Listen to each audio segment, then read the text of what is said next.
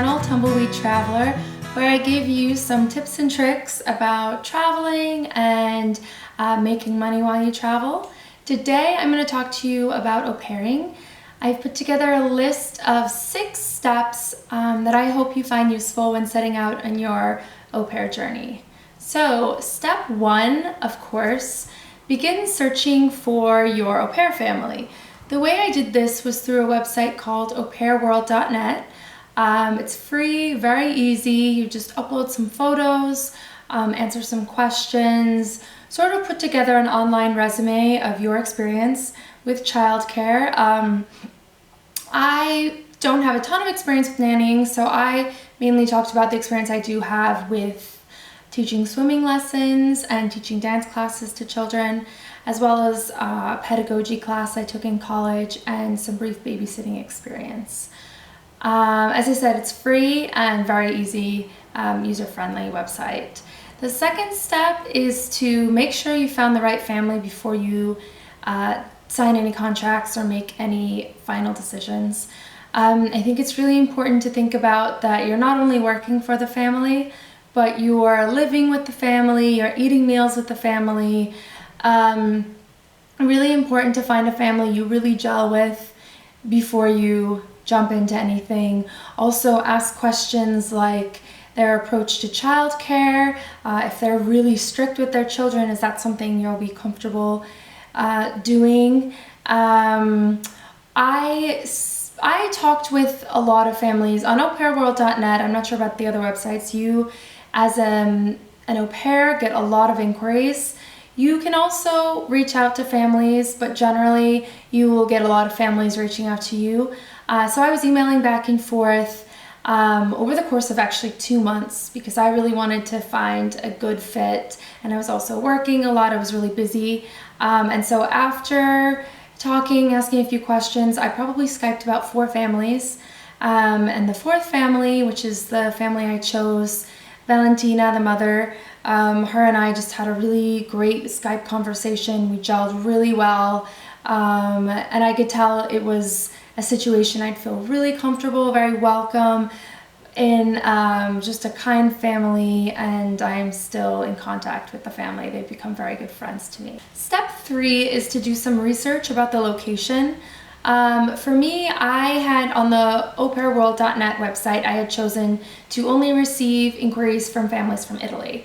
And so Valentina, the woman I did au pair with, she told me her location, San Gregorio di Catania in Sicily. Sicily's always been a place I wanted to visit, and so San Gregorio is a very small town outside of Catania, which is the 2nd largest city in Sicily. So for me, I've lived in big cities, I've lived in small towns. I wasn't very particular, but I did really like the idea of being in a small town where I could go out in nature and go for walks and things like that. But if I so needed, Catania was a 15-minute drive. So for me, it was perfect.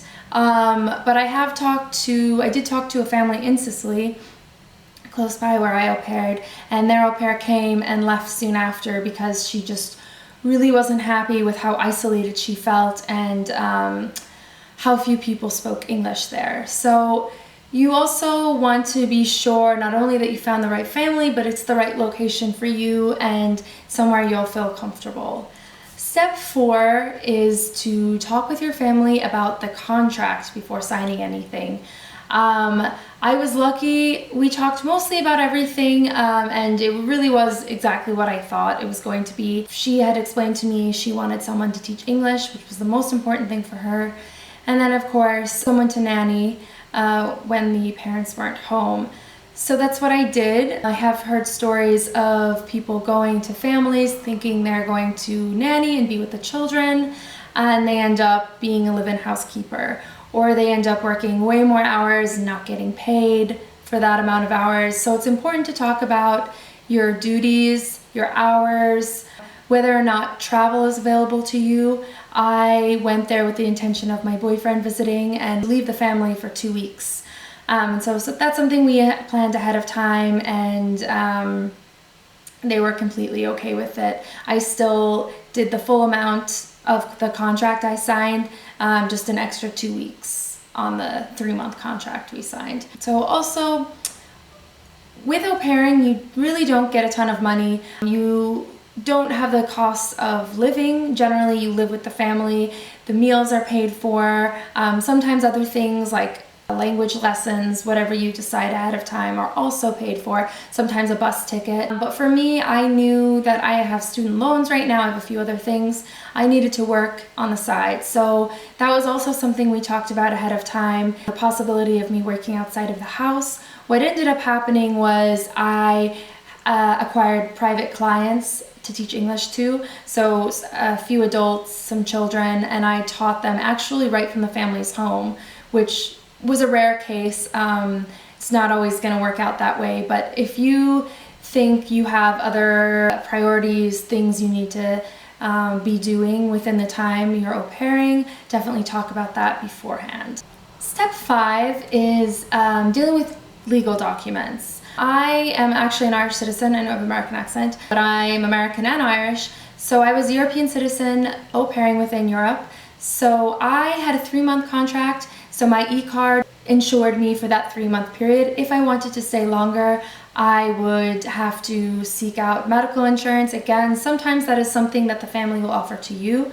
If you're an American citizen, I know that you need a police certificate or penal certificate. You also need medical insurance throughout the whole time you're there, some sort of travel insurance. You may also need some sort of visa, but I know that American citizens can stay within Europe for 3 months, and that's the max amount of time. Step 6, which is one of the most important steps, consider that you will be working with children every day. So if you do not enjoy children, if you're not passionate about childcare, then this really isn't the right job for you. There are other ways to travel, other ways to immerse yourself in another culture, but sometimes you're working part-time, most of the time you're working full-time with children every day. If you're not happy, they can see that. They're probably not going to be very happy, and the parents aren't going to be happy with you. So really consider that it's not just an opportunity to travel, it is a job, and you're responsible for children.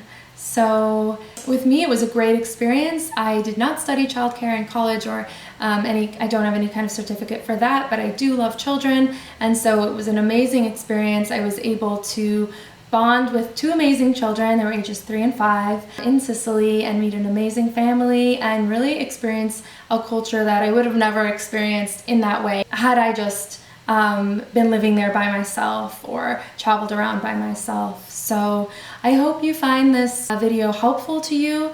Please let me know if you have any questions or comments. If you've au paired before, I'd love to hear about it.